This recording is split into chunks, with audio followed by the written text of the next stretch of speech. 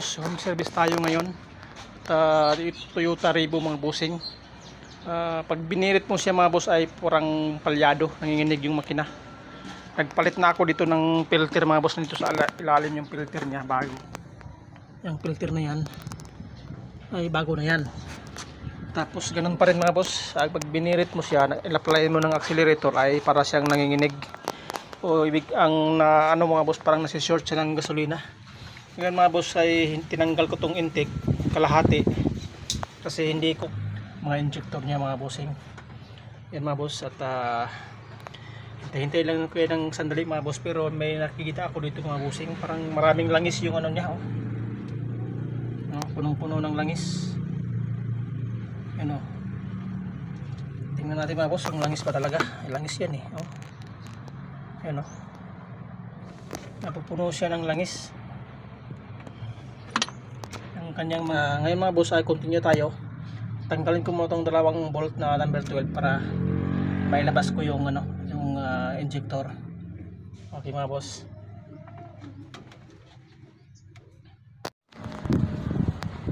ayun mga boss, tatanggal ko na yung ano, buong common rail o sa injector niya mga bossing, para masubukan ko dito sa labas ang andar niya mga bossing.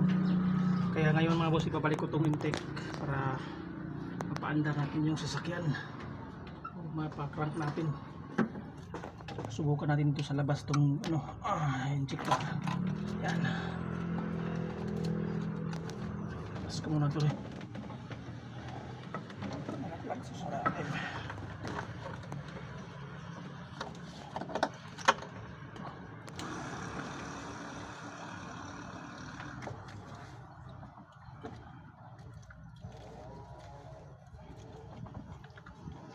Boss, kasi importante itong nalaglag, itong ano to, insulator ng ano, ang lagayan ng injector. Itong dalawang to, kailangan to.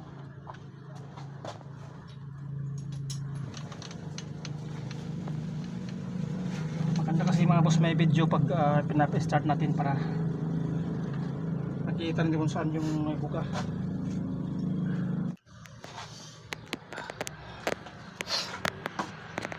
Ayan mga boss, at naikabit ko na yung intake, dali ko na. Tapos start natin to mga boss para makita natin kung saan ba yung hindi gumagana ng injector dito.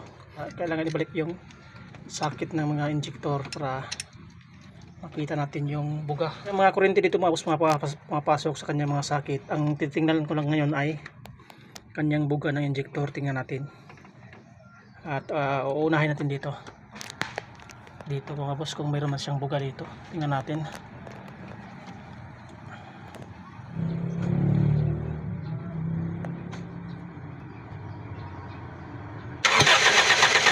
Oh, meron. Oh, dito tayo. Meron doon. Dito parang walang spray dito, oh. Start. Dito tayo sa pangalawa. Op. Itong number 3 wala. Ito. Puputok tong isang. Balik ko lang tong ano, injector na o-ring. Kasi ito parang walang ano tong isa. Walang buga. Tingnan.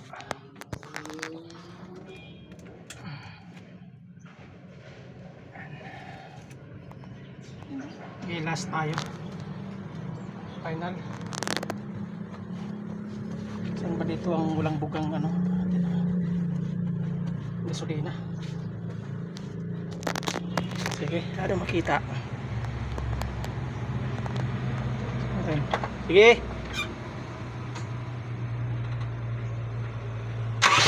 Hop. Sige ban.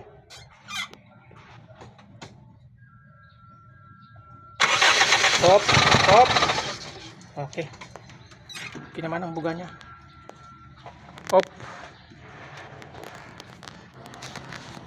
Ayan mga bossing, tingnan nyo mga boss kung alin dito ang medyo barado.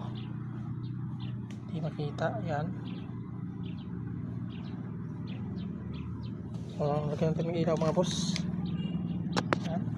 Makita pa.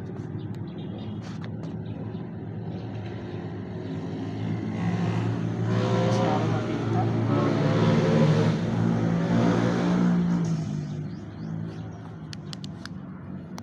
boss, marado pa talaga yan. Tingnan mo. Itong pangatlo.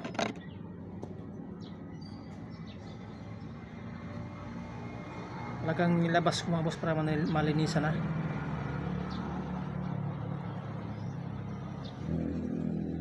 Ito yung madumi mga boss, number 4.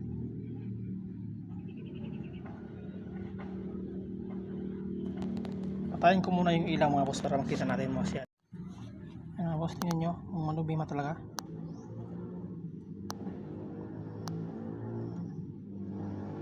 Hindi makita pero mandumi talaga. Yun o.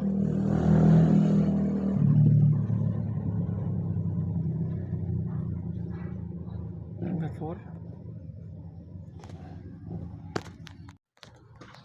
Ayan mga busing, ibalik ko na yung mga injector yan o. Linis na siya at naibalik ko na yung mga socket niya, naibalik ko na yung return at saka itong supply mga boss. Yan ang supply niya. Kakabit ko na itong intake para paandarin ko na boss maya maya pag matapos na itong intake. Yan, ganyan yan dyan boss. Yan, wala kayo kasi yung tagahawak ng camera mga boss at kailangan ko muna itong patayin para maganda yung trabaho natin, kasi baka mamaya mga boss ay mayroon tayo mga kaligtaan ng mga bolt na hindi natin maikabit mga boss. Kailangan talaga na mag-focus na tayo sa ating inaayos mga boss. Yan ang yung intake nya, dyan natin ito ilalagay mga boss. Okay, ayan mga busing, ikabit ko na lahat at ikabit na ang dapat maikabit mga boss. Huwag lang kalimutan yung fuel lines mga boss, baka mayroong leaking dyan at magtatanggal naman tayo ulit, kaya double check mga boss bago paandarin yung sasakyan at wala namang naging problema mga boss. At ngayon ay mayroon bang saysay yung pagki-cleaning natin ng injector mga boss. Ngayon ay paandarin natin.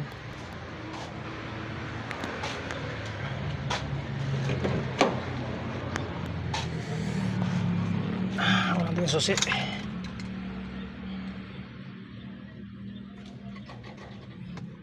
Start na to.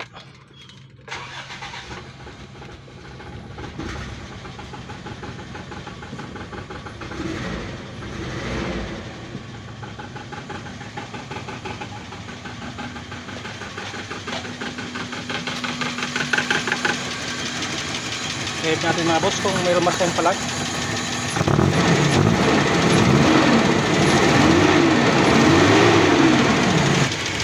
Mayroong leaking mga boss.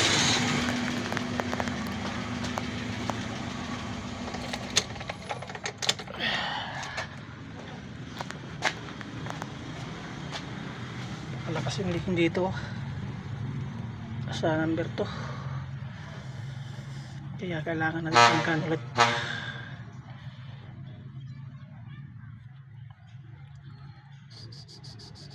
Okay mga boss, mayroon tayong ulit na trabaho dito.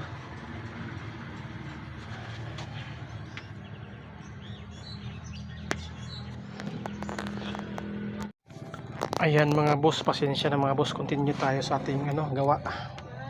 Natapos ko na tong leaking mga boss, nagawa ko na at naibalik ko na ayos yung yung injector mga bossing at pinaandar ko. Ay ganoon pa rin mga boss, namamalya pa rin ang makina. Bago na yung filter, bago na yung linis yung mga injector, gumagana naman na maayos. Nakita naman sa video mga boss na meron naman siyang buga. Ngayon mga boss, at tapos na ako dito sa fuel system. Tiningnan ko yung spark plug niya mga boss dito, kasi may duda na ako sa kurente kung mayroon man siyang problema. Kaya tinanggal ko mga boss. Ito yung spark plug niya. Yan mga boss, ganun kalala yung spark plug. At saka pangalawa mga boss, lahat yan ng apat na yan, yan o, mayroon siyang leaking mga boss. May leaking ang kanyang spark plug oil seal sa loob. Kaya ganito ang nangyayari sa kanyang spark plug. Halos lahat, apat na spark plug mga boss, may problema. Ito, mayroon siyang leaking. Kaya ganito ang nangyayari sa spark plug niya mga boss. Ngayon mga boss ay magpalit tayo ng spark plug. Sana ay ito lang yung problema mga bossing. Meron na akong nabiling spark plug dito. Ito. Palitan natin ng bago.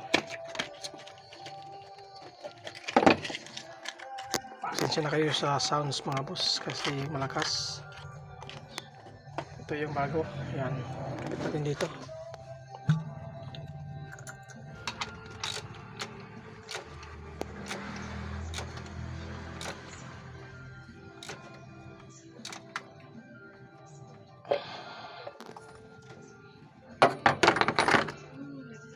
Kabit natin mga boss para hindi tayo maliligaw. Yan. Tapos pangalawa.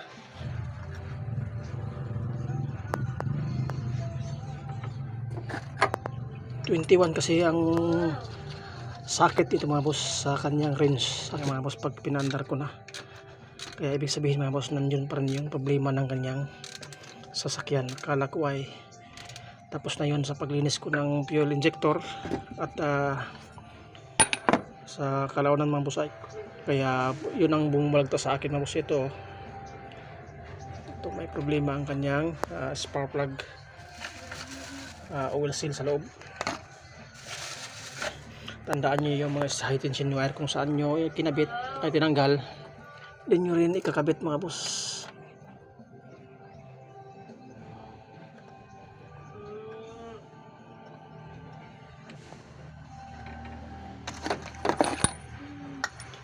Patayin ko muna ito mga boss, i-continue natin pag matapos na. Ayan mga boss, naikabit ko na lahat yung mga spark plug mga bossing. At malamig pa yung makina mga boss, oh. Kaya paandarin na natin ito mga boss para malaman natin mga boss kung wala na ba siyang palya. Okay,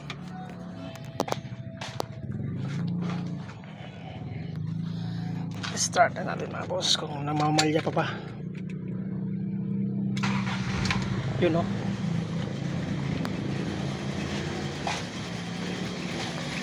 Okay mga boss, matay siya. Ano natin ulit, start natin ulit.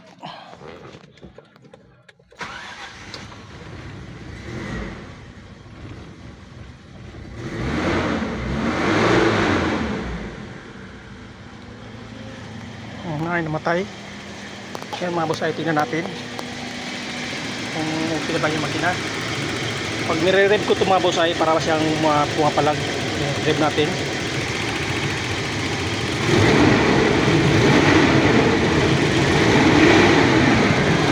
Kaya mga boss ay okay na. Hindi na siya pumapalag pag nire-rev natin.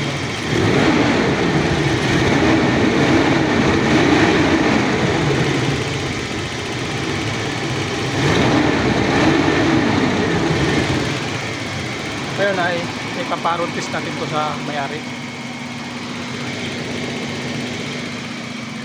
Pastor, ito yung may-ari ng sasakyan mga boss. Tingnan mo muna. Videohan nga, atong videohan kay para natin din siya ba? Ha? Protesan mo? Protesan mo sa may yung panay. Tino na ba? Tino na, oh.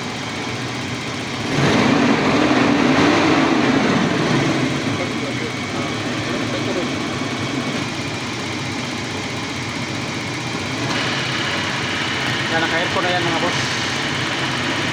Wala siyang, ang tining pa rin ng ano, ang tining pa rin ng makina. Ano? Tawari mo, aircon. Yan mga boss, at job na tayo dito mga bossing. Ito siya si Pastor. Ito yung may-ari ng sasakyan mga boss. At ano masasabi mo Pastor? Ano masasabi mo sa yan. Okay, salamat sa pag-ayos sa sasakyan. See you next vlog natin mga bossing at Dogby, parts changer.